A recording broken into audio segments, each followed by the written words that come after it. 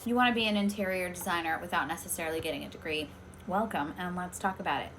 This is part 2. In this series of Train Your Eye exercise, we are talking about how to train your eye, not just to identify the specs, not just to identify color temperature, not just to be able to identify the client, describe the client, which are what we do in the other videos, but we're training our eye to see opportunity for change, to see opportunity for thinking outside the box. And the examples I'm giving are from Pinterest. Then I'm showing you how something basic, a designer thought outside the box and had now something that is a total visual feature, changes the energy of the room. It's not just about creating pretty spaces. It's not just about the artistry of it. By doing these things, you are dictating an energy and an environment in the room, and that impacts people, who they are, who they see themselves out as, how they feel in that environment. It's very powerful. I don't know if you could see this, but this is just a basic shower where they put a slab of a natural material on top of some rocks. Again, think outside the box. It could have been just a standard shower. There's also little decisions of like how the light is going to filter in from the room. Think outside the box. Huge opportunities. None of these are necessarily huge cost.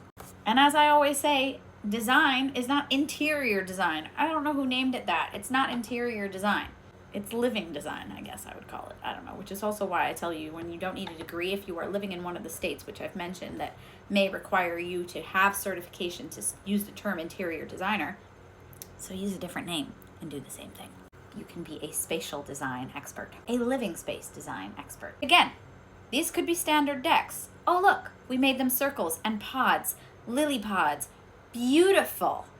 Think outside the box. Energy has changed. And I'm telling you, it's not expensive. Hooks. I'm trying to get out of the way. Hanging hooks. Changes the space. Divide room spaces differently with the use of a decorative curtain.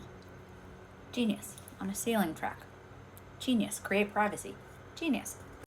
We talked about this in the other video, but I want to bring it back here for a second. Tell me 3 things that you could do differently to accomplish the same thing here. Either you're going to change the material, you can change the shape. There's a lot of things that you could think of. I want you to tell me what you would change here to make this a more traditional home without this artsy factor, but still accomplish the same thing by using up space that wasn't necessarily drawn on like that in the drawings.